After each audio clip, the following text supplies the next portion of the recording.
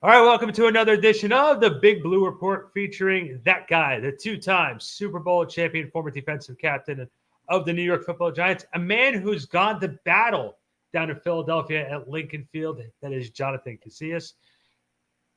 Another man joining us, a man who's lived in Philadelphia, the professor Ryan Darlington. And I am a guy who does like Philly cheesesteaks. My name is Randy Zelia from Back Sports Page. I was trying to find a way to correlate myself with you two gentlemen when it comes to Philadelphia. It did not work well, but saying I like Philly cheesesteaks, but like that's how I can relate. I do like Philly cheesesteaks. I've been to Philadelphia a couple times. I do like the cheesesteaks down there. Real quick, this podcast is a listener-supported podcast, supported by you, the New York Giants faithful. Click on the link in the description below to go to NFLshop.com to get your 2025 New York Football Giants gear. Get the gear that the coaches and the players wear at NFLshop.com. Support the show, support Big Blue, and we'll see you at the game. All right, gentlemen.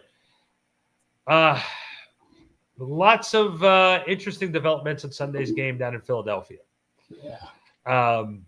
And I'm not talking about the cheesesteaks, and I'm not talking about going to see I'm not talking about going to see the Rocky statue. I'm talking about the Giants and the Eagles. And President Obama still lives on as the last president to see the Giants beat the Eagles at Lincoln Field. May he live forever. May he live forever. It's crazy. Guys, I don't know what to say. Can it get any more catastrophic for this New York Giants football team? Well, so don't say things like that because, yes, right. it can. Yes, it can. And if we put it out there, and it has, and it will, if we continue to put it out there. I mean, you're right. It was a catastrophic loss in so many different ways. And, one of the things that I wasn't expecting, and I'm sure we'll talk about this during the program here, but one of the things I wasn't expecting was to not only be playing the Eagles on Sunday, but to be playing the officials as well. And they both beat our ass on Sunday. So that was probably the worst officiating game I've ever seen in any sport, in any level. That was horrible. I mean, the first play with the tush push with the fumble, and then the reasoning behind it, you can't challenge because the whistle. And then when they played it over on the TV copy, the whistle was after. It was after Kayvon fumbled. Kayvon got the ball and fumbled it. Fumbled, right. And Banks picked and it then up. The whistle was terrible. Oh, that was terrible. As Charles Barkley would say, that was terrible. That was terrible. Terrible. It was so bad. And then when you really look at the actual on-field stuff, the stuff that the Giants could control, it was the worst thing you could imagine to happen against this Eagle team who hasn't been able to establish a run, right? Saquon Barkley, week 2, he had 88 yards against Kansas City. He hasn't even sniffed close to that. And he had a phenomenal game against the Giants. And not this year didn't really remind me of the last couple years, really any of the games, not even the Saints game with the 5 straight turnovers. This game felt like the last couple years. It felt like we didn't belong on the field with the Eagles. They did whatever they wanted to do against the Giants. Man, and when I watched the tape's bad. The tape's really bad, especially defensively. A lot of missed opportunities offensively, but defensively, missed alignments, missed assignments, missed tackles, effort at the end of the game. Yeah. Man, it was bad looking at that film, man. And I don't know where the Giants go from here. Like they got, losing Scatterbull, and it's not just his on-field his physicality that he brings, but it's the energy that he brings to the locker room. It's his energy that he brings to not just the team, but the whole organization. They will miss that. Yeah, definitely. And the other part of that too is, like you just said, like Jackson Dart was so devastated. Was like more than anybody, I think he was, because that's obviously his best friend. It looks like it's his best friend on the team. That's his guy, And man, I don't ever felt that they recovered after that. How can you? I mean, and to have it happen on an illegal tackle that wasn't called.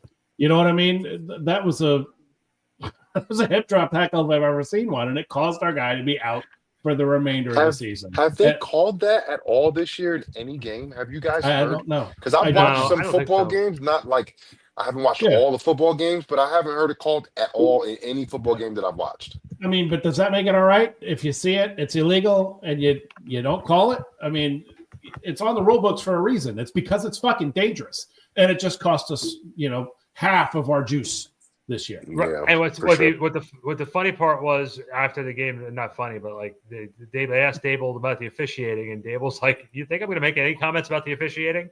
And then the same thing about the Monday afternoon press conference.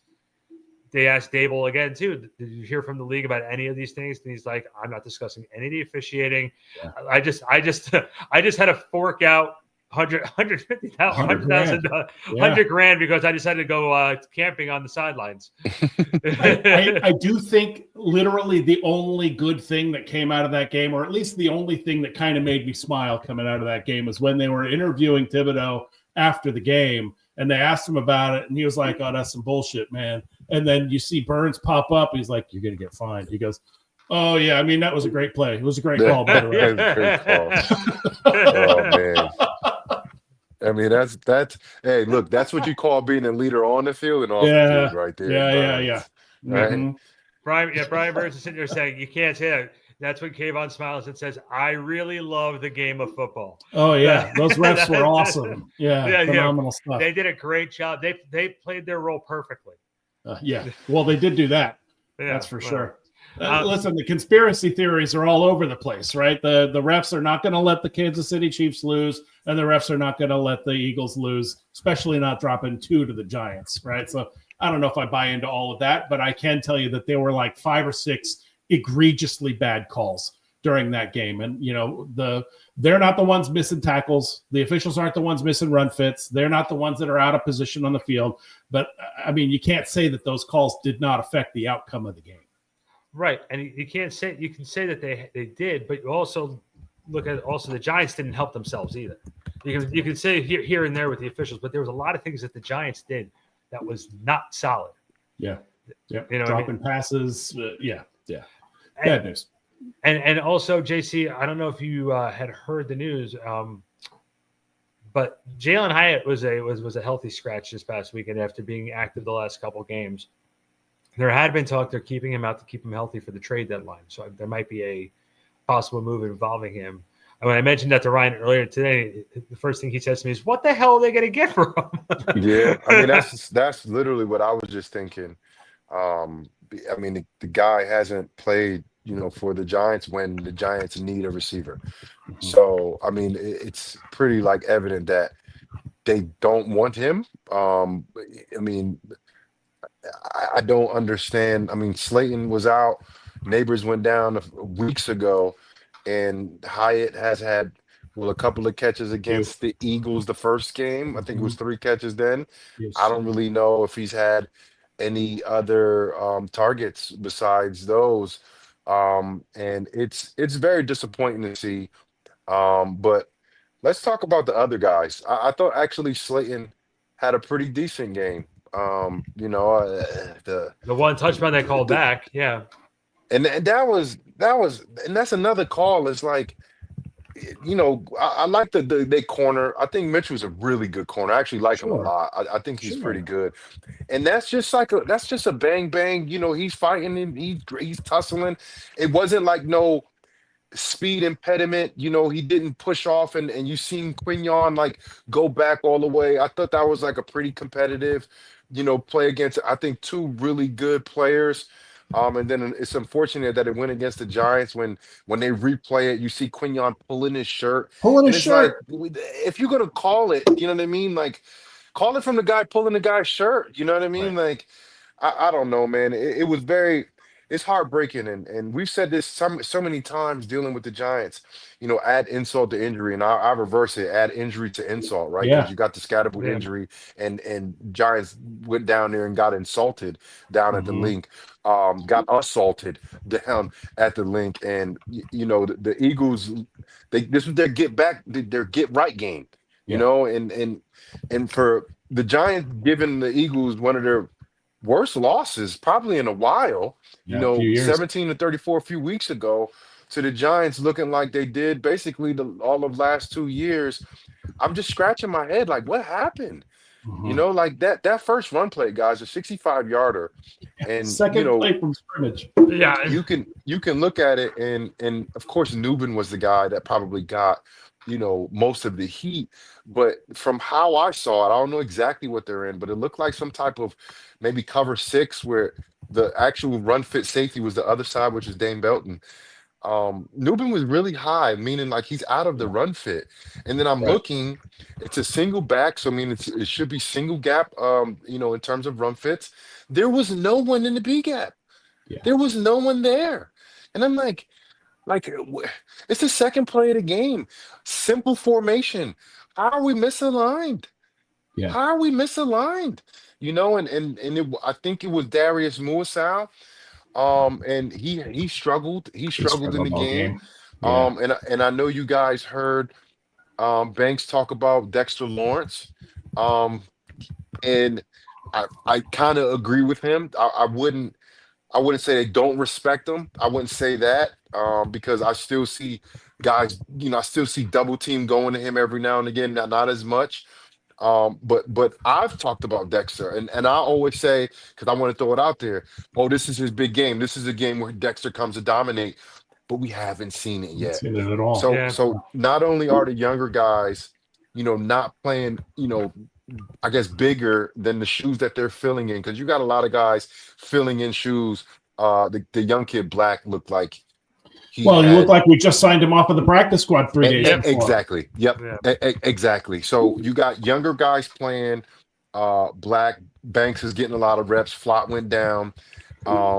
We see Tyler Newbin. He's young, but he's a full-time starter. He's already how many games now? 17 last year, and then what he's at 8. He's about 20 something games in. So he's not really a young guy anymore. And it's really heartbreaking when I watch the film and I'm watching a young guy struggle, and then I'm seeing the better guys not making plays. Yeah. And that's like, all right, where do we go from here? Because Burns is still making plays. Like, that's the only guy that when you turn on the film, he's doing everything right. He's hitting the quarterback on the sideline. Like, he's hustling his ass off. He's playing through injuries. He's doing everything that you can ask for from a football player, regardless of position. But where everybody else at, man? And it sucks because just a couple weeks ago, we were, after the Denver game, we were still optimistic, because I was like, it still felt like this Giants team is different. And now it's like, I don't know if they're different. I don't know if this team's different. Yeah, you got a different quarterback and the hope is there. But what happened in this Eagles game is what we've been seeing, and now it just kind of just festered over and it blew up in all of our faces. And we're all just sitting back like, same old Giants. Same old Giants. Yeah, and I have the feeling it's because the juice left, right? The juice ran out the bottom of the cup. And there's not enough of it with Jackson Dart alone, right? Other guys have to step up and be the excitement that Scatterboo was, And I don't know that he's replaceable from that respect. But at the end of the day, somebody else has to give some sort of spark for this to go. Jackson Dart can't win them all himself. And look, he tried his best. He made some amazing throws in that game, and every time a lot of drops too. A lot of drops again by the guys that are supposed to be pretty sure-handed, right? Yeah. Theo Johnson dropped one that was right in his breadbasket. So did Slayton. Slayton did too. I mean, at the end of the day, nobody's helping the man out, and he was getting a lot of pressure. The line didn't really hold up as best as they have in the past. We lost Bellinger to the neck injury, right? We lost Flott to the concussion injury. So, look, when the guys that you depend on start dropping like flies, I guess it's inevitable that you're going to take a beating from a good team that's looking to get right. So I guess that's what we saw. But I'm hoping that there's some ability to turn it around against a 49er team that's coming up that, has lost 2 of the last 3 and doesn't look like they were, all they were cracked up to be. But I'm sure we'll get there too. By the way, JC is on this week's injury report as well, by the way. Yeah, my heart hurts. Let's welcome in our good friend from ESPN right now, Jordan Rannan. Hey! Thank you for joining the show, Jordan. We appreciate you coming on. First off, you were in Philadelphia this past week. I hope you had a cheesesteak or two while you were down there. First, let's talk about the. I'm big enough. I don't need to be counting cheesesteaks these days. Let's talk about before we talk about the officiating and the outcome. Let's talk about the Scottaboo injury. You were there, and you also got some of the updates late Sunday night about his condition. What can you tell us first off of what happened on the field? Because for our perspectives, the TVs went black. They're like, we're not showing you this. We're moving on. What happened there, and what's the latest update on Cam Scottaboo? Yeah, I mean, obviously, you saw that his foot was in the wrong direction, right? Yeah. And what makes these things dangerous, and the reason he had to stay in Philadelphia, is because they used to call it a compound fracture, right? Now they call it an open. This is a dislocation. That means basically it comes through the skin, right? So the bone comes through the skin, and that's why you saw, these guys have seen things before. I mean, they saw Dak Prescott's ankle hanging the other way, but that's why you saw guys basically all over the field looking at it and turning away real quick. Both sides, yeah, both sides. So that's how you know right away, oh, well, boy, this is bad, right? And so that was the deal there. And the concern at that point is when it's an open dislocation or compound, then the infection becomes a serious concern, right? Completely different situation, but Alex Smith, that's kind of what happened to him, right? He had a bunch of infections, and that creates a snowball there. So it was very important to make sure, and it still is with Cam Scottaboo, that they eliminate infections. And that, the hope is that he'll be back by the start of next year. And as long as they do eliminate the possibility for those infections, there's actually a pretty good chance. It's amazing how these fractures and stuff, they look so bad. Look bad. But it's something that these guys actually, they do come back from. Like Dak Prescott came back from it, right? He was back by the start of training camp. He actually happened in the end of October, and he was back by the start of training camp. Now, he had a shoulder problem because I guess he couldn't do his usual training. So that's, I think, also part of the equation with Cam Scottaboo. Hey, you got to work on healing your ankle, but yet, keeping everything else in shape so that it doesn't lead to something else further off down the line. But all things considered, the fact that he's back in New Jersey, the fact that he had the surgery, these are all, I think, positive signs as we stand right now with Cam Scottaboo and his injury. And you just hope that he can be back by the start of next year and be, the same player he was here now. Do you get the impression that they're going to let him travel with the team and maybe be some of that juice on the sidelines? No chance. No chance. Yeah. No, this is a serious injury. He got surgery Sunday night. So basically Monday morning, he got surgery Monday morning. He's going to have his foot elevated probably for the next week without any movement whatsoever. And then he'll slowly start getting some type of, sometimes they do like a PRP shot, PRP injection, something like that. So he's going to have to go to a hospital, some type of clinic, some type of outpatient type of stuff. And then again, he's going to be basically sitting up for a while. You can't do anything. It's non-weight bearing. Yeah. I don't he's know for probably how long, going to be on but one at of least those for a few months. chairs. On one of those chairs, those carts that they roll around on, probably. Yeah, like probably so. Yeah. Maybe even lots. the little scooter, maybe the scooter for a while. Yeah, exactly. And we don't even know, like, sometimes these things, and I was reading about them, I don't know the exact extent of his injury, but it also sometimes often includes another surgery or so. Like, this might not be the only procedure or surgery that he has. They might have to put stuff in, maybe take something out as well. Yeah. I mean, I don't know the full details. We only know, like, to a certain degree, we don't know the full extent of the damage, but that I think is a possibility here, and not even that's something that's out of the ordinary when an injury like this really occurs, because it is a serious thing. So the next few weeks are really big for him. Jordan, being in the stadium, could you feel it when he got hurt? When you get the Philly fans to basically give you a standing ovation coming off the field, you know how serious it is. Like that, everybody in the stadium knew it. You heard like the audible gasp when it was going on, and it was dead silent. Yeah. I mean, wow. Yeah, and it was actually, it took the air out of the building for a while there. As they went back to play, it really was. It was one of those where you're just like, oh man, that's gruesome. It does remind me of the one where Dak's ankle was facing the wrong way too. Yeah. Although I believe that was COVID. You know what though? You know what was interesting? We saw Dart's reaction, right? They played that on TV. They took the camera I off saw of that. Scatterboard. They played basically the reaction of Dart. If I'm not mistaken, the next play, he went for a damn touchdown pass on the sideline of Slayton. He went right up for it. This kid is so Oh, impressive yeah. to me. Jackson Dart is so impressive to me. Not just the on-field play, but the leadership that he shows. Because no question, he's feeling that. No question that hit him in his You heart can and his see it in his soul. eyes. Yeah, but he didn't give a fuck. He said, "You know what? We're gonna go right up top on these guys." They went right at their best corner. It was Slayton against Quinyon Mitchell. I think it was that was the first deep pass that he attempted. That was the first on one where Mitchell. Slayton said he kind of pulled.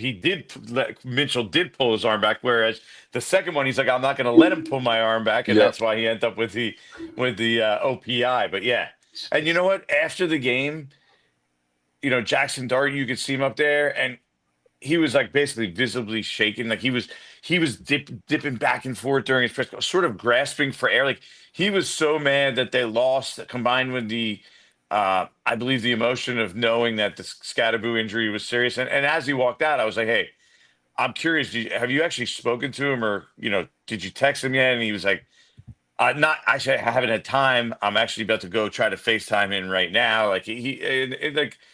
Those two are especially close, and you like the way they looked at it after they won that first Eagle game. They said it like everyone's like, "Well, how how big this is because you haven't beaten them in a while." And the two of them together were like, "Look, we weren't part of all those past losses. We're trying to create something new here," and that's really the vibe you get from them. It's like, "Hey, we're different than what's happened here in the past. We're not part of that anymore." Yep. That's actually something JC was saying before, right? When those first few games that they were all together, it felt different. It looks different. There's just a different energy, a different juice. There's a different belief in the ability of that offense to actually go and score some points in the face of what appeared to be insurmountable odds. Yeah, look, their offense has been unwatchable for years now. Yeah. And that's a nice way of saying it, by the way. That's very nice. I mean, when things go bad, you just knew that they were about to wilt, right? Because they weren't good enough in the past. Yeah. With them, you had, okay, you know what? They're capable of scoring. They're capable of putting drives together consistently maybe not like they're not a top offense in the league yet. They're still like trying to scrap it together. Like their offensive line ultimately is better, still not good enough. Right. The weapons without Malik Neighbors, not good enough. Like there's some guys there, but it's overall not good enough. Like everything around them it's just they're not deep enough. They don't have enough support. Like it's just the roster isn't there yet. It really isn't. But you're like, okay, these guys are the basis for next year. We can really seriously be a contender. When are we going to stop saying the next year? I think you can say that now. When the roster gets better, but I'm looking at the roster and you're looking at it overall, like the roster, you're not going to compete with this roster. It's not good enough. Right. It's not, man. Have you heard any rumblings about the trade deadline coming up? Any potential targets? Yeah, I'd actually say that I don't think the Giants are likely to make a big move. And you do hear the targets. I think you hear the wide receiver target. Jalen Waddle's the guy I think they would be interested if he was available. But the reality is he's not available. Yeah, right. The Dolphins don't want to trade him. Something significant would have to happen.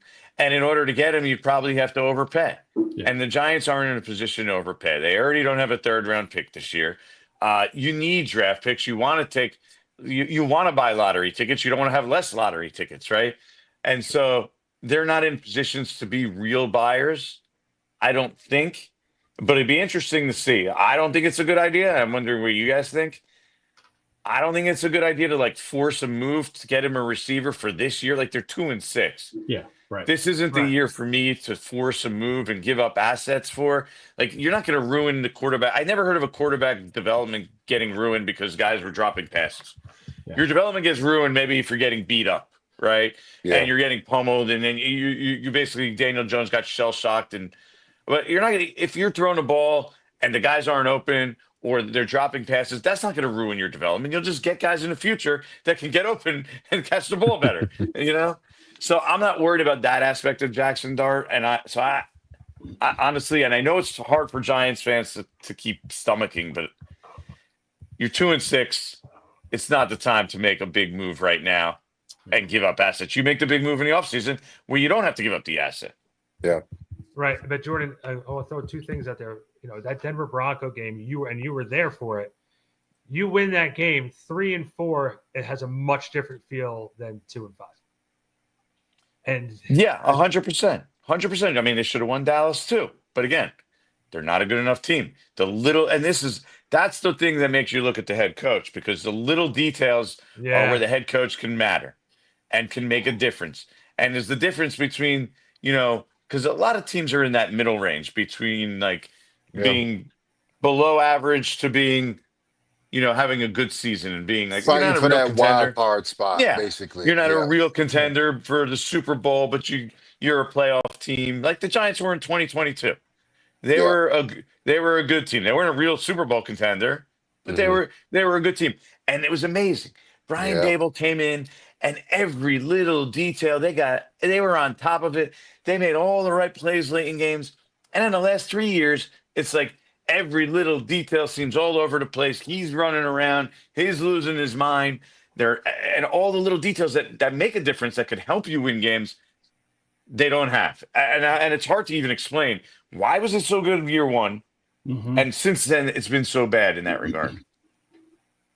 You have to wonder. Go ahead. Sorry. I was about to say, Jordan, one of the big things that I had seen in year one was you brought in a lot of guys from that Buffalo regime that understood what Dable's system was. That Joe Shane brought in a lot of guys from Buffalo that were able to have the young Giants players that were there say, hey, look, this system works. Matt Breida was one in the running back room. You had other guys Isaiah around. Hodgins. Yep. Yeah. You had other guys there. And year 2 and year 3, those guys were gone. And there was no proof in the pudding. And also didn't help that your quarterback situation with Daniel Jones was a mess at that point too, because he had an injury after he signed the big contract. And then last year, look, we all suffered through it. We all know what it was. But now you're set at the quarterback position, which was the big question mark going into this season, was the quarterback. Now you have that set. Obviously, the Scadaboo and Malik Neighbors injuries, are they going to be able to come back like they were next season? Now you have to address all the other positions. You never know, but that's why you need a better supporting cast. You can't just rely on one or two guys and be like, well, if we don't have that guy, we're kind of screwed. And they're like, it's like that on the offensive line. If they don't have Andrew Thomas, they're screwed. They're screwed. Yeah. With the weapons, if they don't have Malik Neighbors, they're screwed. Right? Yeah. Like on defense, God forbid they lost, Dexter Brian Burns, they're screwed. I know, though, at least Brian Burns, you do have Abdul and Kayvon. I think you'd be certainly in better shape. But they ain't like Burns, bro. Burns is. I know. Bro, I'm telling you, Burns is a different animal. And Jordan, this is the best I've ever seen him. Jordan, when I see him, I think it was, I don't know if it was a Dallas game. The first time I seen him off the ball, I'm like, why is he off the ball? And then he made a big hit on the sideline. I was like, oh, okay. The guy can play almost any position. I know. He's running down everything these days, too, downfield. It's like, whoa, how the hell is he over there? His effort, I think his intelligence as a football player, as an off-the-ball backer, because when you're on the line, it's not really too much thinking. It's a lot instinctual stuff, a lot athleticism, and the weight room comes in, but when you're off the ball, you have to process information. He's up there with the best of them when it comes to like that. And that for me, he's one of, he should be all pro. I would think so, how this year's going. If he can keep it consistent, he'll be almost at 20 sacks if he keeps it double. He'll be, because what is he at, 11? He's at 10. 10. They kept saying on the broadcast he had 2 sacks in the game. They actually only credited him with 1. The other one was split. Yeah, they kept saying that though. So he's at 10, 8 games in. Double that. He's basically on pace for 21. Mm-hmm. But he's probably not going to get to 21. No, because it's going to slow down because teams are looking at that film. They're like, we don't even have to pass the ball against 16, 18 sacks is huge. It's a pretty good year. Yeah. And it's not just that. If you look at his numbers as a whole, tackles for loss, he's up there. Everything, pressures, hits, he's up there. His tackle numbers are up, and I almost feel bad for him too because he's like the anti-JC because JC ends up with the the Saints and Drew Brees, and they're competing for Super Bowls. You end up with the Patriots and Tom Brady. You get claimed. Yeah. You're of course you're competing for Super Bowls. Poor Brian Burns. He comes from the Panthers. They were terrible when he was there, and he's coming here. They've been terrible since he's been here. He can't get a break. He's playing so well, and it does hurt your the attention you get from everyone else around the league when you're on the losing teams, and not like if he was doing this for the Kansas City Chiefs and are making a Super Bowl run, it would make a difference to the perception of Brian Burns. Oh, for sure. And I know last year going to Germany and losing to the Carolina Panthers. Oh yeah, he couldn't believe it. What I do feel bad for him though, man. That's the ironic part with him rough, too, bro. on top of that, is he plays through everything. He's a monster. Sure. Like he played through so many little injuries last year. Even this past week, he didn't practice last week for 2 days because of a hip injury, which by the way, he also had an ankle injury because he left in a boot the previous Sunday. So like he's obviously dealing with multiple things right now, and he went out and dominated again the other day. This is more impressive. And that, by the way, against 2 awesome tackles on Philadelphia. He's been their MVP this season. There's no doubt in my mind that especially for the defensive side. Not even close. Yeah, not even close. With Dexter Lawrence, still to me has not seemed right this year. I know he's constantly doubled. Jordan, what have you seen? Because you're there every single day. I'm around, but you're around obviously every single day. What have you seen? Anything different from Dexter this year? I don't know if I said it specifically to JC, but I said it to a lot of people. JC's getting attacked. He's getting attacked over there. Just got me, man. But you could see it in the summer. You're like, I'm not sure the shape he's in. He's coming back from injury. He was on the sideline a ton, didn't do a ton. The Giants were being very careful with him, or he was nursing something. And you're like, okay, he's not in football shape yet. I wonder if he could just turn it on, if he's going to be able to turn it on. The answer has honestly been no. He hasn't been able to just turn it on and be the Dexter Lawrence that we've seen in the past. And like I said something the other day, I was asking his defensive line coach, Andre Patterson, about it. And I was like, I know he's still a good player because he is. If you go watch Dexter Lawrence, by the way, he leads the league in the amount he gets double teamed. It's at well over 70%. So he's dealing with double teams over time. But the thing is, he has in the past couple of years also, and he's still produced through the double teams. Sure. By the way, guys, like the great guys, like Aaron Donald got double teamed all the time, right? Throughout the last however many years of his career. And he's so good that he still produces. So that's just part of life being that great. Like that's why he's great. You get double teams that still produce and still wreak havoc. He hasn't quite been able to do that to that degree this year. He's still been a good player, just not the level that we're used to seeing with Dexter Lawrence. And he had an illness, like he almost missed the game. And then the next week again, he said he was still bothering him. So I think that slowed him down. So you put it all together and you just haven't seen the same impactful Dexter Lawrence. And it clearly hurts. But JC will tell you about this. You look at their run numbers, it's not just them. For the most part, the middle of their line isn't the problem with the run game. It's been the edges. Yeah. The cornerbacks, the safeties coming and helping and supporting. I think when I looked, they were giving up on the left edge something like close to 9 yards a carry. Gosh. And over the right tackle, it was close to 10. Oh my god! Those are silly numbers, ridiculous numbers. And so, like, I don't care what. It's really hard and Dexter Lawrence has made a difference in that in the past. But you basically have to just blow up your guy in 1 second, be that deep in the backfield to ruin those type of plays when they're just running at the edges constantly. You know what? Got me last game. 2nd and 31. It was 2nd and 31. It was 26. They screwed that up on the broadcast too. I don't know why. It was 20. But I agree with you. I wrote down on my paper. I feel better now. 2nd and 31.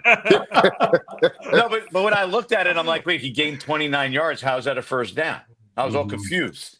I was 2nd and 26, and he gained 29. And it was Bigsby. It wasn't even Saquon. Yeah. I was at a 12U game in Newark. The Central Ward Cougars against Eastside. And They the don't even give up score, second and 26. right. No, they definitely don't. So the 10U game, the end score was 6-0, right, in regulation, right? The 12U game, it's 0-0 going into overtime, right? They go to triple overtime, right? Wow. And they finally get a touchdown. You know who it was? It was a girl. The girl Yeah. scored the only Fuck touchdown yeah. of the Love it. 12U Love game. it. It was Teaching Love it. them I think it was less. Maya Williams. They're twins. There's two girls on the team. And I'm watching them the whole game, and they're making plays the whole game. So I'm talking to the mom and everything, but shout out to the Central Ward Cougars of Newark. Here, here. They won their state championship, but it was at the same time of the game. So I'm sitting there watching the game on the sideline as I'm watching these little 12-year-olds play. So I didn't get to see it, but then I watched the whole film, But you're like, Jordan, wait, and second and 31? Well, how do they have a first down? Like, Yeah, you look right. back I mean, I a saw minute later, like, what? Try not to curse up a storm. Yeah. right, Yeah. exactly. I saw the play, and I hit my vape on the sideline, and the security guard, she was like, "I saw you do that." I said, "Well, I was watching a Giants game. I got a reason why." That's nothing. Jordan's sitting there doing that in the press box during Yeah. the game, man. Hey, stop trying to get me fired here. Yeah, right. So, you know what? Oh my You'll not gosh. like this. JC, tell me how you would have handled this, because I saw one of the more interesting things in the locker room there. There was a guy who was in the media, some way, shape, or form, I think, or something. But shows up with a microphone. He's decked out in his shiny, basically like one of those starter type jackets, all green and black, Eagles. His like green and white, and Jordans. It basically looks like he's in an Eagle outfit. And he's walking through the Giants locker room Jeez. after the game. And some of the defensive linemen were like, man, what the hell? Look at this cornball walking in here. Like, what is this? Like, that's some lack of awareness in my mind, man. Well, Yeah, I don't know. that's rough. You got to be a What pro, though, what do you man. think as a player, if somebody basically dressed in the other team's uniform is walking through your locker room after the game? But that's I hate to say it, but that's the media world now is these I don't want to say influencers, but these content creators, their awareness is gone. It's not there. No. How did he get Just a stuff in little that locker? professionalism. Like, don't you Yeah. understand? You should understand that they're just standing there staring at you as you're wearing your Eagles jacket, parading through a losing Giants locker room. Yeah, Come on, man. See, I feel like, especially when I was in New York, I was on my 7th, 8th, and 9th year, so I was definitely a pro at that time, Right. But if there was a younger guy that had a problem with the situation, I probably would let it go for a little bit, maybe a little bit of this, maybe a little bit of this for a second, and be like, wait for JC's it, wait for it. JC's like going to the young guy. You see, look at this guy over here. Look at him. Right, Look at gas him. him You up. like this Hey, man, guy? look at You this like this bull guy? stuff over there, man. Put It the would- battery it- in his back. That would have been a Kayvon Thibodeau getting interviewed by that guy. It would just be the same thing. He always says, "Next question." Yeah. Next Well, question. Kayvon has Brian Burns in his ear. Like he's the JC 7th, 8th year veteran. Yeah. And so as Kayvon started to like make these little dry comments we about heard the it. officials, Oh, we Burns heard. is like, You're gonna get yo, you're gonna get fined. And then he's whispering to me, yeah, the refs did a great job. They did a great job. They did a great job. They were great. That's good, man. I love Burns. We were talking about it earlier. He's a leader on and off the field, man. But 100%. that little thing like that's huge. He's like, I'm paying attention, guys. Like, you know what I mean? Like, I'm on top of this. I got you guys' back. I got you guys' back on the field. I got you guys' back off the field, man. And it just sucks, like you said, Jordan, because like you got a guy like that, and it's like the other guy should feel like inspired and motivated. Like this guy is on one leg. He didn't practice all week. He gets hurt in the game, probably misses a couple plays, comes back in, still making plays. And it's like, that should be motivating. Like, yes, Scatterboo's gone, and that takes a lot of energy away. But you can look at Burns, man. If you just watch him on film, like I put that film on, and I'm just seeing disappointment after disappointment, not from Zero. Zero is all over that film, running around, making plays, limping around, just doing this thing, man. And how do you not be inspired by that? It doesn't seem to be clicking with some of the younger guys. And I know it's a generational thing, and this is a lot of guys do this, but like when you blow a game like Denver or Dallas and you have a losing record, to be posting your highlights, some of these younger guys like in the game afterwards, like the day, like that night or the next morning, to me, it signals you're not really fully grasping like what it takes to be a genuinely, legitimately good team. Like you should know that's not the right thing to do. Like I shouldn't be worried about my touchdown when we just lost in New Orleans and turned the ball over on 5 straight possessions. You know? Just gave up 33 points in the that kind of fourth stuff quarter. to me. Like I get it. Guys do it around the league. They do it sporadically late in the season when their season's basically done. I get it. But when you're trying to get to that next level, like that little mindset and those little things, I think matter. Nah, you're right. Real quick, Jordan, early in the season, uh, I think it was Neighbors, he was upset, and he was kind of making a fuss with Dayball. And you could see the frustration, and he said he don't like losing. But then he had Early a in the good season, game, that was the first half of the first game. first game, right? And Yeah, that's fair. but then Just thought of that. he has a good game, and they still lose. And like you said, he's posting on Instagram, and it's like, and I don't want to single out Neighbors because I don't think it's just him, but It's it's a like they're generational thing. A lot they're of guys do it. they're okay with a loss as long as they play well.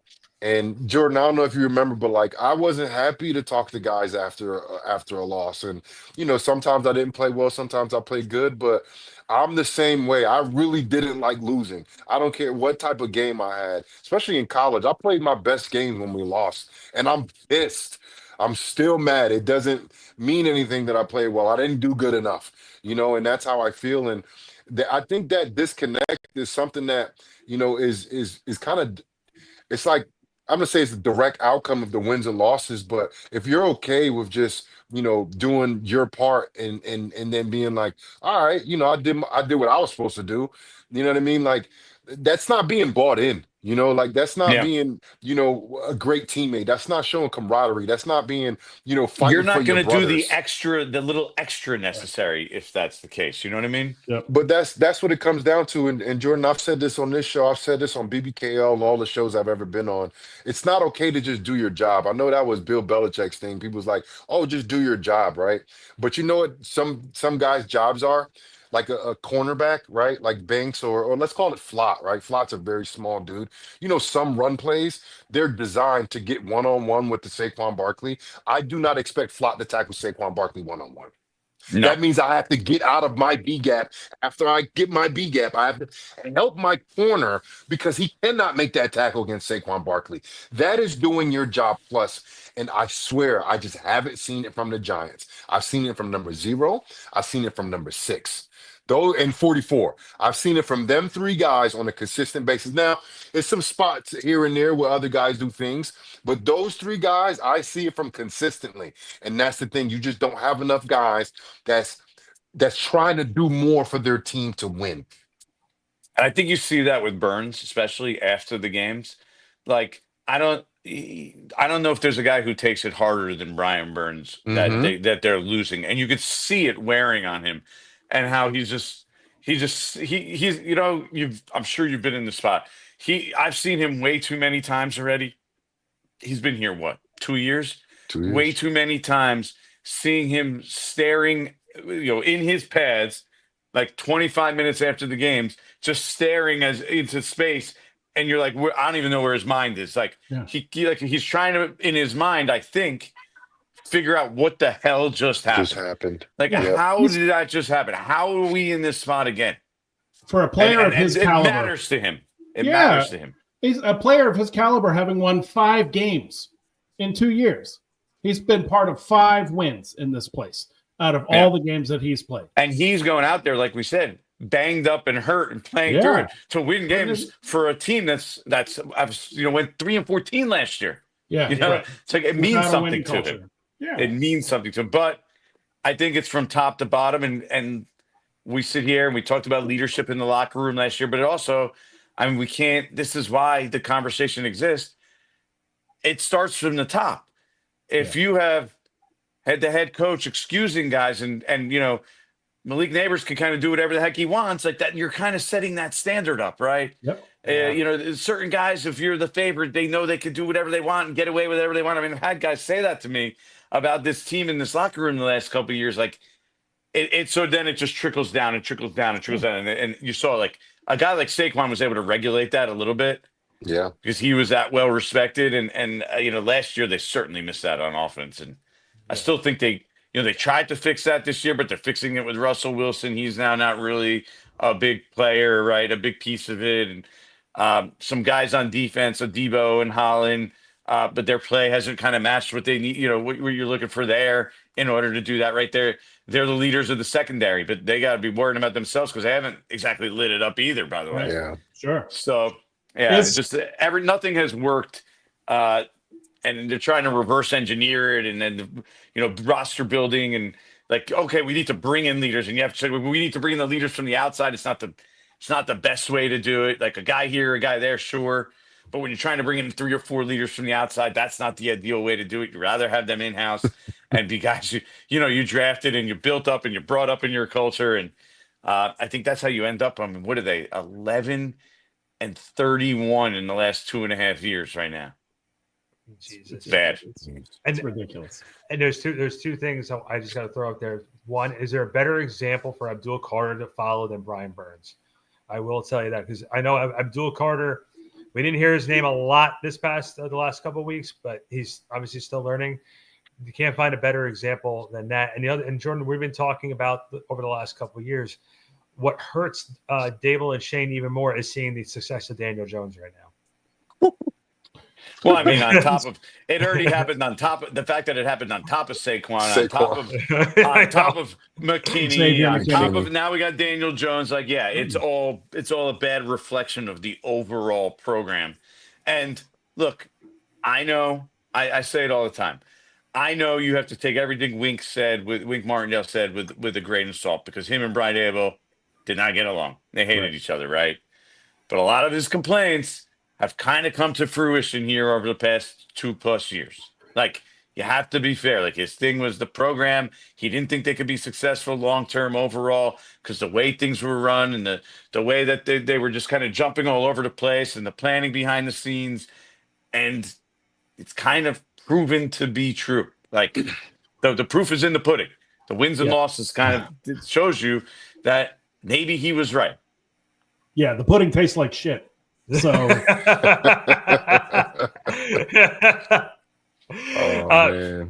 Jordan, I'd like to know if you would like to participate in our trivia. We do trivia every single week on this show. Time. So I will throw the question on the board right now. Since we are in a San Francisco 49ers week, we try to do the questions based on 49ers. Okay. So here is this week's question. Which Giants kicker hit the game-winning field goal in overtime to defeat the 49ers in the 2011 NFC Championship game, sending the Giants to Super Bowl, whatever that number is? and here's your choices. I mean, I could answer that. You need Well, how does this work? Are we all pick our choices and I don't pick later? And it's make your choice. Don't say it out loud. Ryan and JC pick. I think JC's Brian. What did we say? JC's up 2 right now. Yeah, up 2 on me right now. Yep. Yeah. All right. So JC, come on. This is an easy one. JC's gonna get this one. This is a layout. Yeah. So JC, go for it. I'm going B. Lawrence Hines. No. Yeah. It's Matt Barr. Stop it. Yeah. So I thought you were going with Matt Barr. I thought you were going to go with the question of who at the, was it the 1990 championship game when they took down the 49ers for the three-peat? That's where I thought this was going originally because that had the 49ers connection. But then you went to 2011. Okay. Yeah, we've had some tougher questions than this on this show. He gives us a layup every now and again. I have to throw a layup at them every once in a while. Yeah. Obviously, the answer is B. Lawrence Time. So, Jordan, real quick, let's talk to us about the book, the franchise, the New York Giants, the history of the Big Blue. Yeah, I thought I had one laying around. I guess I don't. I was about to hold it up, but Jesus. The franchise, New York Giants, a curated history of Big Blue. Basically, it's a story of the Super Bowl years, like fun stories from those Super Bowl years. So we're talking the 4 Super Bowl victories and 2000 because they made the Super Bowl in that 2000 season. Obviously, they lost to the Ravens. But that was a fun team. There was a lot of cool things. Jim Fossil pushing the chips in the middle of the table. Uh, all kinds of things going on with that team. The Super Bowl, the way that they lost to that incredible Ravens defense, but that year there was the amazing. A lot of people consider it the greatest game ever at Giants Stadium, where they beat the Vikings 41-0 in the NFC Championship game. And there's just a lot of fun stories from that year and the 4 Super Bowl victories in the book, and it was a lot of fun doing. JC, we were going to do the Odell era, at the back, and when I did it, and it turned out to be just like those 5 Super Bowl seasons, they were like, I'm not sure that really fits with the book, that era. Let's just stick to the Super Bowl years and the glory years, and we'll save that for like another I mean, iteration of the because book. the best year was 2016, basically, and that ended badly, very Yeah. badly. Yeah, it did. I mean, that's been their best year by far, record-wise, Yeah. since the Super Bowl. You went 11-5 that year. The defense was incredible that year. Yeah. Man, you guys were dominant.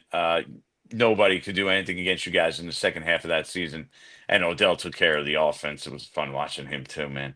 What do you have, 191 yards in the second half against Baltimore alone, and then on 4th down, he took the game-winning touchdown or something? Yep, Yeah. I remember that one. Yeah. Odell was incredible, man. I told Drew Brees when I was down in New Orleans, I got to talk to him. I said Odell was the best thing I've ever seen play football, the best person I've ever seen in pads. The things that he would do, he was so little. People don't understand how small he is. He was like maybe 5'10", maybe 175. Oh, wow. If that. Is so fast and explosive, and he caught slants running full speed, and I just watch him run away from everyone. Odell back then, no one can catch him. And there's Nobody. guys that run 4.2, 4.3. I think he was documented at the combine running 4.35. He was by far the fastest person on the field. He was dynamic. He was fearless. His practice habits were off the chain. Like I see kids going from one-handed catches. I'm like, how many times have you practiced that? Like, when that whole Odell with the hair and everything, I say, how many times you practice that? Because I watch Odell practice that joint 100 times every day. You know what I mean? Like he was second to none, man. And then it's unfortunate how it ended in New York. All of the bad stuff that happened, all the negative stuff when I had left and retired.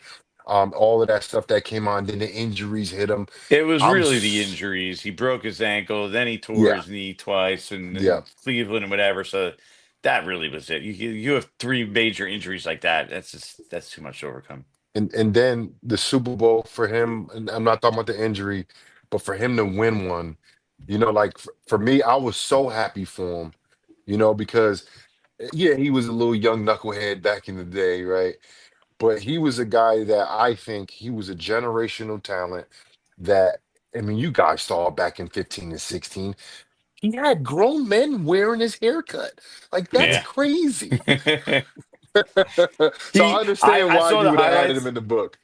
I saw the highlights and I recently, and I was like, man, Malik Neighbors is awesome, but he doesn't do this. Yeah, And Malik Neighbors is awesome. Don't take yeah. anything away from him, but he doesn't do that. Like Odell took the ball and he caught the ball and he was just gone. Like Gone he hit full speed in like 1 step in and was traffic. just gone. And was just gone. And like, love Malik Neighbors. Going to be a superstar in this league. He still didn't do the things that Odell did when he was at the beginning of his career, when he was in his prime. Man, Jordan, crazy. Jordan, I don't know if you've ever heard JC tell this story, and I hope JC will indulge us with it. But, when Eli got benched in 2017, we had that situation. JC tells the best story about and his reaction to when Ben McAdoo gave the news. I don't know if did you hear this story before? Oh, when he huddled you up in the field house. Yeah. But What did this he is say again? I forget.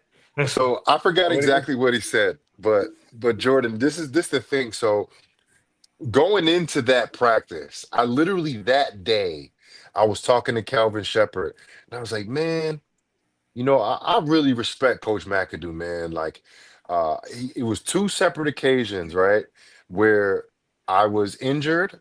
I think I had surgery. He checked on me. He was like, "Hey, JC, how did surgery go?"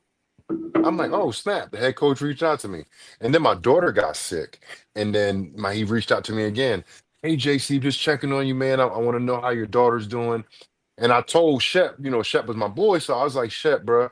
I said, "Bro, I like McAdoo a lot, man. Like he checked on me, man. I got a lot of respect for him, bro." The same day, right?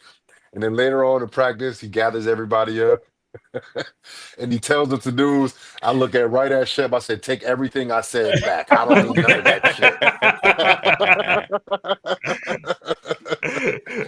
Oh man, that was the dumbest Though thing you could is ever do. I think he was over his head in regards to being a head He coach, panicked. but he is a good person. He is a Great. good dude. Hmm. He really is. I'm still friendly with him to the day. He jokes about how some of the things he did, and he knows he's like a little bit socially awkward, and he kind Yeah, of yeah, plays it for up. sure. He's totally knows and understands that, but he's super family oriented. None of the coaches that I've ever covered has ever been nicer when they met my wife and chatted up my Yep. wife and my family than Ben McAdoo. And my Yep. wife always says, "Oh, I really like Ben McAdoo." Met her at the NFL owners meetings, whatever. He, pretended like he cared, had a full conversation, everything. And it was so nice. And always to this day, always asks me how my family is. Like Good stuff. he is a good dude. He Yep. kind of got a raw deal a little bit. Like he got made into a complete buffoon Yeah. because he kind of was like a caricature as a person, which is totally unfair because his career up to that point, every year was good. He was great as your offensive coordinator for 2 years. He was great as the head coach for the first year. The second year, everything fell apart, and he became an idiot in the public eye for 1 year, despite 12 positive years of work. Yeah. It was a weird. It was just a weird dynamic to the whole thing. Yeah, and what was even more amazing was when he came out and did that whole thing with Eli. And I said it to JC. He came out and said that Geno Smith was giving the Giants the best chance to win. And I remember when JC when he told us when he heard that in the meeting, I was like, "Yeah, we're just gonna move on." You know what they were worried about? They were worried about they had Khalil Mack and Bruce Irvin at the time as their two edge rushers. And you had, I think, Chad Wheeler as your right tackle and Eric Flowers as the left tackle. And they knew they had no chance. Yeah. So they thought that Eli was just going to get murdered in the game. Yeah. So they needed, so that Geno actually gave them a better chance because at least he could run for his life. That was the thinking at the time. Yeah. Damn, man. The good old days. Good old days. It was definitely exciting, that's for sure. Are we going to talk about San Fran at all? Yeah. I suppose we should. A little bit. For 3 minutes. Is Randy frozen? Robert Saleh coming back, bringing a good defense, but they're kind of shorthanded, that team, on the defensive side. They got no edge rushers at this point. The Giants should have a chance with Jackson Dart to do some damage in this game, and they need. I think it's very important for them to get more out of Darius Slayton. I know he struggled. I mean, it would have looked different if he had that touchdown at the end of the game. He had that bad game. What was that? A couple of weeks back against? Was that the Eagles or it was actually New Orleans? It's Saints. Yeah. But they need him, because you can't just have Wan'Dale Robinson as your only really dangerous weapon right now. Like Tyrone Tracy can give you stuff, but he's not going to scare the opposition consistently, right? Wan'Dale's a good player, but they need something else at receiver just besides Wan'Dale, and Darius Slayton's the guy that can give it to them on this roster. They really, really need him, and they're paying him $12 million a year. So, man, earn it. Gotta do it. Mm-hmm. And not only that, but we've said it before, Slayton's contract, by the time that's over, is at the time when you have to pay Neighbors. So that's one of the reasons probably why they made that type of deal, is they know they're not going to have to pay two of them that type of money at one shot. But so thankfully, that's just hopefully. Well, Jordan, thanks. We do really appreciate you jumping on with us, talking Giants. It's great. And guys, check out the book. Congratulations on it. And we'll definitely see you hopefully this weekend and We'll keep this train going until week 18. Yeah, appreciate you guys. Yeah, hopefully they can get a couple more wins, keep it at least exciting. I mean, and keep Jackson Dart upright. I mean, you can't have. I don't. I had a bunch of players, former players, and coaches that were watching and say to me at the end of the game, this past week, like, wow, they got to keep this guy healthy. You can't just be running him on QB draws down 28 points or 25 points late in the game. Like, it's important to keep him healthy, man. Come on. Yep. That's your $8 billion franchise saving quarterback right there. Yeah. Mm-hmm. I mean, I get you want to score late, but you're down 25 points in the fourth quarter. Listen, there's their backups in. There's a reason why Dabo goes running into tents to make sure he's okay. You know what I mean? Like, I know. But we want to see him play, though. Yeah, we want to see him play. We don't want to see him on the sideline, but God forbid. Come on. Yeah, I know. All right, you guys enjoy. Thanks, Jordan. Thanks, Jordan. The great Jordan Rannan joining us here on the Big Blue Report, gentlemen. Real quick, let's do our predictions, and we're out of here for this great week. I didn't say that we're going to predict the Giants game. I said let's just go predict the game. You know what I mean? Okay, Ryan, we'll start with you, brother. Let's go. Yeah. So look, offensively, Jordan was saying defensively, the 49ers are banged up. They're banged up offensively too. There's no Kittle. There's no Ayuk. There's no Brock Purdy. They're on. I mean, Kittle's back, right? Isn't Kittle back? Kittle's on top. I thought Kittle was back last game. No, Kittle's back. Kittle's back. Was he? Yeah. Did I get told the wrong information? Wow. I think he had a touchdown. He had a touchdown last week. This is what I get for not watching the 49ers play. But anyway, the point is that, they still have a guy named Christian McCaffrey who is a little bit dangerous back there. And if you talk about the one thing that we've had a little bit of trouble with over the course of the last few weeks, it's Jordan just said, the run.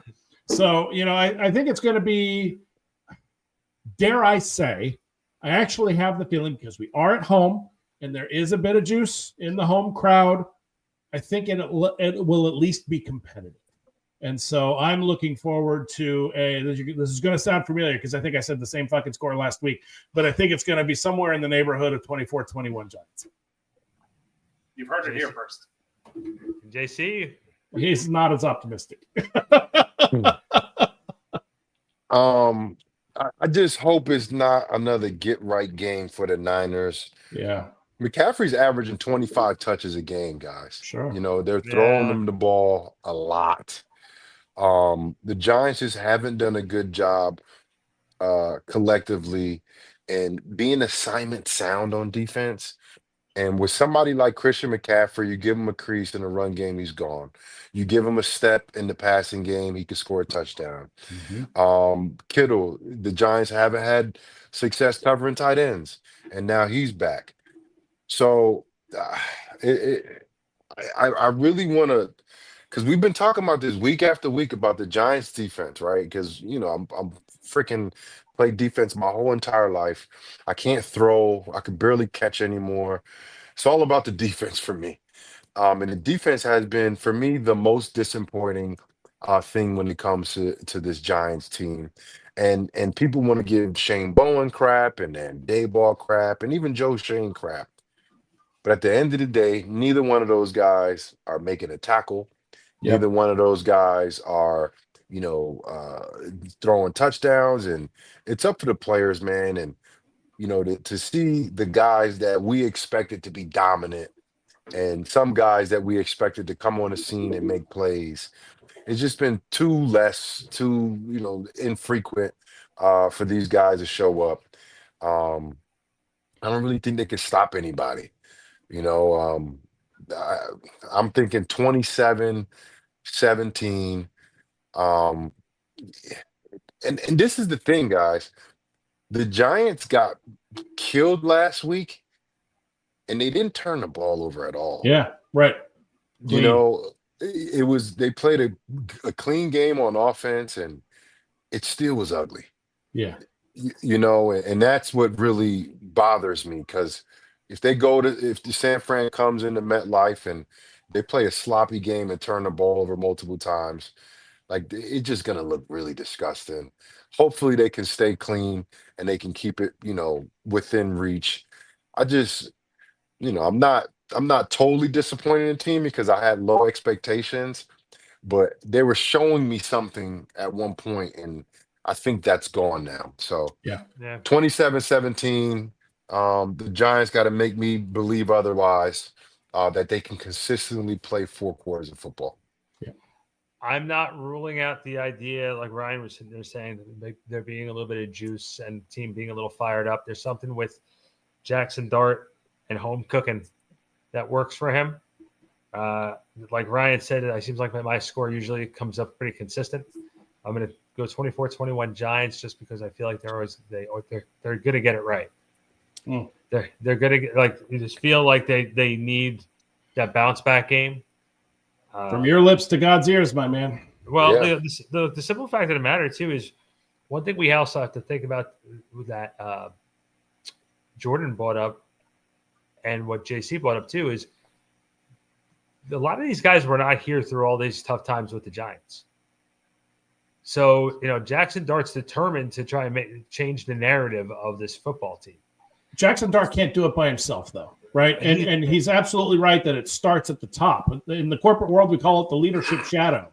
Right. And what will happen is what you allow to happen.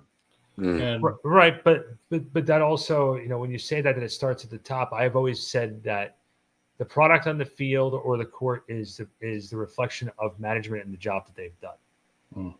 Okay. So, and I really do feel that, like, Joe Shane has done some good job of drafting and bringing some players in here. He's had a lot of misses too.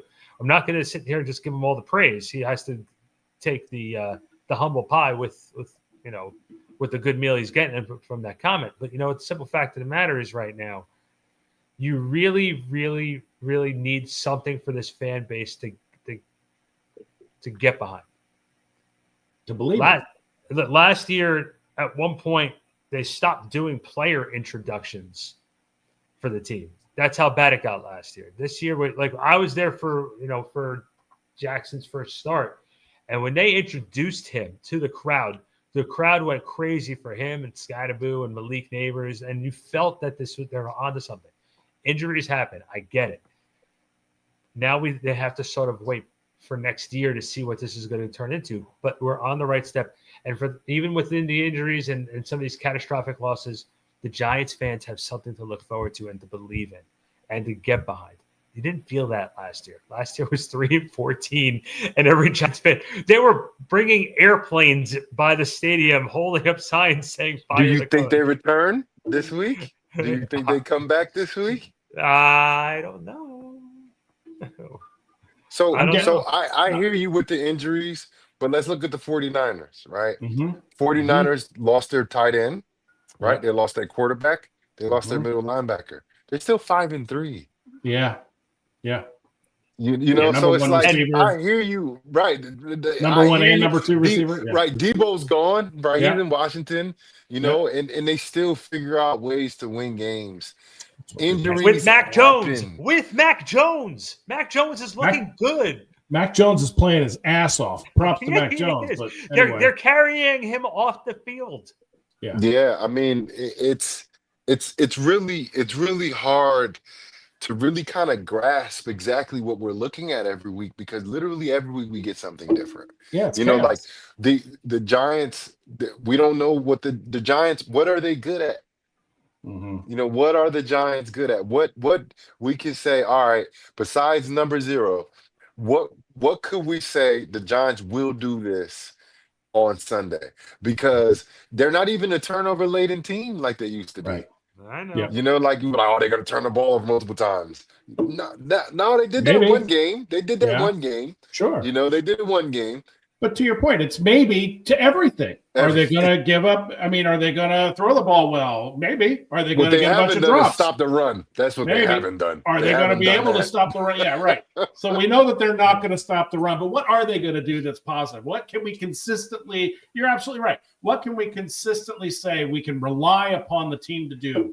Because they can play clean, or they can, have 5 turnovers in a game. In a row. in 5 possessions in a row. So, I mean, it's just hard to pinpoint exactly what you can expect from this team. It's chaos every time. And guys, I'm souring very, very quickly on this coaching staff. And it's taken me a long time to get here. But I think one of these days we're going to have a conversation about that leadership shadow and the culture of loss that we have had over the course of the last 3 years. But we'll save that for another show. We're an hour and 10 minutes in. Gentlemen, I appreciate your time. Thank you, JC, for giving us the time every week. Ryan, Mr. Professor himself, we appreciate it. Guys, follow us on all social platforms. We are at Big Blue Report 52. That's our new Twitter handle. Check us out. That's it. And follow JC on Instagram. He always puts some good stuff on there, as well as TikTok. And of course, follow me on backsportspage.com. We'll get Ryan to do some sort of social Don't follow media. me. There's no reason to follow me. Ryan will make a Twitter account and he'll direct you to our Twitter account. That's what Ryan will do. That's right. One shout out. Do it. St. Joe Montville. I was at the game when they beat Bergen Catholic in overtime. Yes. That was an amazing game, guys. Nice. Oh my gosh. It was so good. One of the best football games I've ever seen, especially on the high school level. Yep. They were up 35-14, and then Bergen Catholic came back, and then they went to overtime. They scored, and then St. Joe's matched them. It was, I guess, 42-42, and then they 42-41, and then they went for 2 and won the game. Bro, I ain't gonna lie to you, man. Amazing. I want to say championship high school. Of course, that's by far the best high school game I've been a part of. That was the second best high school game I've ever been a part of. It was absolutely phenomenal. Shout out St. Joe's. And with that note, gentlemen, we will see everybody next week here next Tuesday night, 9:15. Big Blue Report. For Jonathan Casillas, Ryan Darlington, I'm Randy Zeller from Back Sports Page. We'll see you then.